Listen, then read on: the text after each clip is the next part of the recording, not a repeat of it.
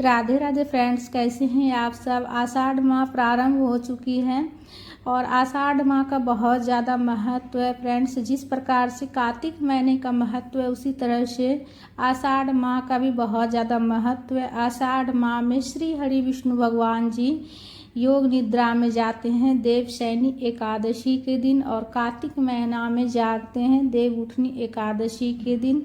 इसलिए से आषाढ़ माह का बहुत ज़्यादा महत्व है। तो आषाढ़ माह में सरल विधि से प्रतिदिन पूजन कैसे करेंगे, दीपदान कब और कैसे करेंगे, क्या करना चाहिए क्या नहीं करना चाहिए, संपूर्ण जानकारी आज के वीडियो में मैं आप सबके साथ शेयर करूंगी।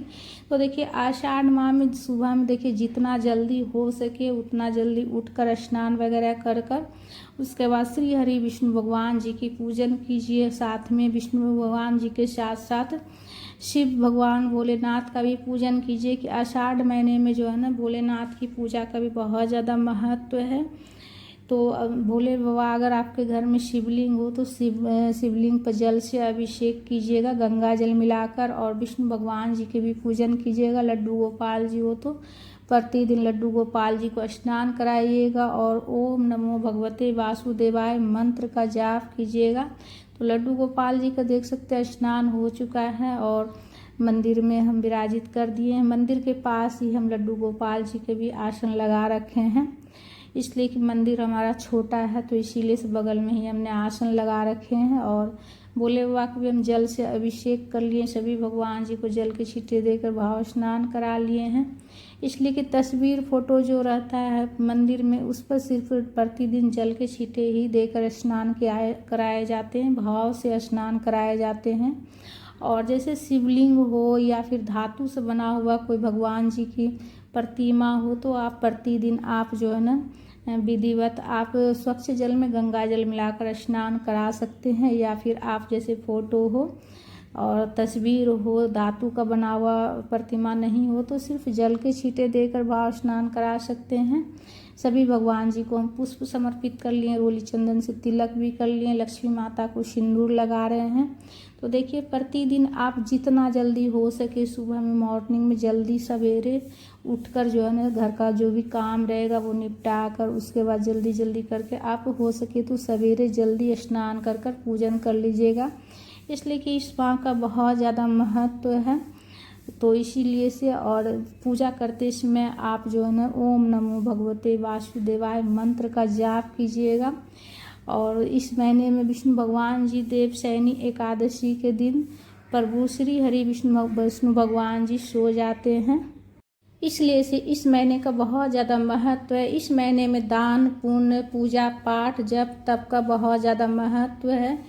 तो जितना हो सके आपसे उतना कीजिए जप तप, और देखिए मंत्रों का जाप कीजिए। जिस समय आप पूजा करते हैं गृहस्थ वाले जो होते हैं जिस समय घर के मंदिर में पूजा करते हैं उस समय पूजा करते हुए भी जाप करिए, और घर के काम करते करते हुए भी आप जो है ना घर का जैसे हम काम कर रहे हैं किचन में काम कर रहे हैं तो काम करते समय भी आप जो है ना प्रभु का नाम जाप कर सकते हैं, इसलिए कि भगवान का नाम कभी भी ले सकते हैं। और गृहस्थ वाले जैसे हम गृहस्थ में हैं और हमें समय नहीं मिल पाता है कि हम भगवान के सामने बैठकर हम मतलब मंत्र का जाप करें, तो ऐसी स्थिति में घर का काम करते हुए भी आप भगवान के नाम का जाप कर सकते हैं।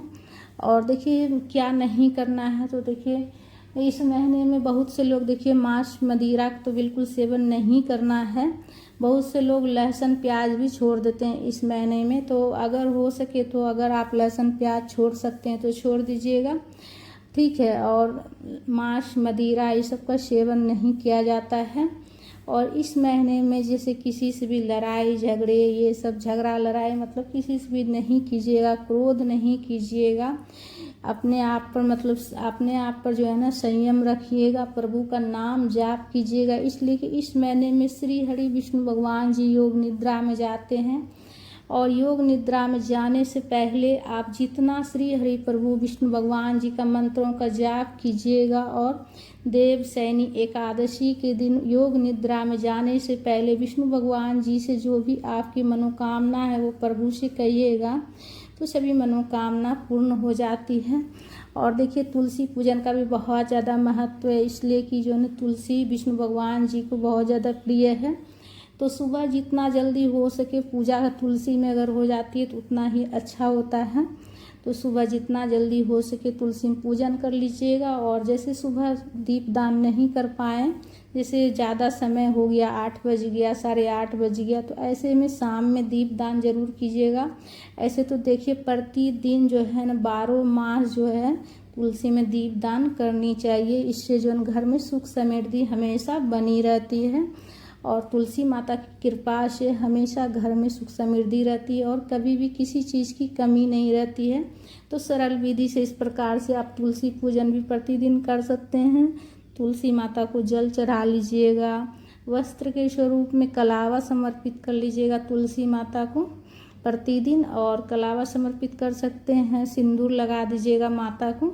तो सरल विधि मैं आप सबके साथ शेयर कर रही हूँ फ्रेंड्स, बिल्कुल सरल विधि है ये। अगर फूल हो तो फूल चढ़ा लीजिएगा, नहीं हो तो देखिए बिना फूल का भी आप पूजन कर सकते हैं। और अगर आपके घर में जैसे फल हो तो फल का भोग लगा दीजिए, या फिर मिश्री बतासा चीनी का भी भोग समर्पित कर सकते हैं। बस इस बात का ध्यान रखिएगा कि किसी बर्तन में करके ही चढ़ाइएगा, इसलिए कि डायरेक्ट जैसे आप तुलसी के गमला में चढ़ाइएगा, तुलसी चौर आप चढ़ाइएगा जैसे मीठा कुछ, तो उससे चींटी लगेगी और जो है तुलसी का पौधा जो रहेगा वो मतलब ख़राब होने का डर रहता है चींटी के वजह से। इसीलिए से किसी बर्तन में करके चढ़ाइएगा, भोग समर्पित कीजिएगा और उसके बाद में पूजा करने के बाद 5 मिनट के बाद उठा लीजिएगा। प्रसाद पूरा परिवार ग्रहण कीजिएगा। धूप प्रज्वलित करके धूप भी दिखा लिए, आरती भी हमने कर लिए हैं। एक दीपक प्रज्वलित करके या फिर कपूर प्रज्वलित करके भी आरती कर सकते हैं। आचमनी कर लेंगे, आचमनी करने के बाद पूजा हमारा पूर्ण हो जाता है। तो पहले घर के मंदिर में पूजा कर लेंगे, उसके बाद तुलसी में पूजन करेंगे। दहलीज पूजन भी आप कर सकते हैं, सुबह में जितना जल्दी हो सके अगर उठिएगा तो दहलीज पूजन कर लीजिएगा, या फिर शाम में कम से कम दहलीज पर एक दीपक जरूर प्रज्वलित कीजिएगा। मुख्य द्वार पर दहलीज पूजन जरूर कीजिएगा प्रतिदिन। मुख्य द्वार पर सुबह नहीं कर पाए तो शाम में जो है ना प्रतिदिन एक दीपक जरूर प्रज्वलित करनी चाहिए। इससे जो है ना घर में लक्ष्मी माता आती है और घर में सुख समृद्धि आती है। इसलिए कि लक्ष्मी माता जब आती है तो उनका स्वागत सबसे पहले मुख्य द्वार पर ही होता है। तो मुख्य द्वार को हमेशा सजा कर रखिए। जैसे बंधनवार जो होता है तो रेडीमेड भी खरीद कर आप लगा सकते हैं। जितने पवित्र पेड़ पौधा हैं सब में जल चढ़ाइएगा, जैसे बेल वृक्ष हो गया, सम्मी का पौधा हो गया, पीपल वृक्ष हो गया, सब में ज़रूर से ज़रूर जल चढ़ाइएगा। आसपास में अगर पीपल वृक्ष हो तो वहाँ भी जाकर, इसलिए कि पीपल वृक्ष में 33 कोटि देवी देवता होते हैं, तो पीपल वृक्ष में भी जल चढ़ा लीजिएगा। सूर्य देवता को जल चढ़ा लीजिएगा प्रतिदिन, ठीक है। तुलसी में सिर्फ आपको जो है ना एकादशी के दिन जल नहीं चढ़ानी है, रविवार के दिन जल नहीं चढ़ानी है। बहुत से लोग पूर्णिमा को भी नहीं चढ़ाते। तो अभी गर्मी बहुत ज़्यादा पड़ रही है, तो ऐसे स्थिति में देखिए पौधा मतलब सूख ना जाए, इसीलिए से जैसे पूजा करने का मन से नहीं, मतलब ऐसे बोलते हुए आप जल चढ़ा सकते हैं। रविवार को भी पानी दे सकते हैं जड़ में, इसलिए कि जो गर्मी बहुत ज़्यादा पड़ रही है। तो जैसे पूजा नहीं करना है इस मन से नहीं, बस ऐसा बोलते हुए जल आपको पानी चढ़ाना है, जल चढ़ाना है, तुलसी में जल देना है कि मतलब हे माँ तुलसी का पौधा सूख न जाए, इसलिए से मैं जल चढ़ा रही हूँ। इसलिए कि गर्मी बहुत ज़्यादा पड़ रही है अभी, तो ऐसे स्थिति में आप ऐसे कर सकते हैं, ठीक है। रविवार को भी जैसे कि आप मतलब तुलसी सूखे ना, इसलिए से इस भाव से आप पानी डाल सकते हैं तुलसी में। पूजा करने के भाव से नहीं डालना है, ऐसे डाल सकते हैं।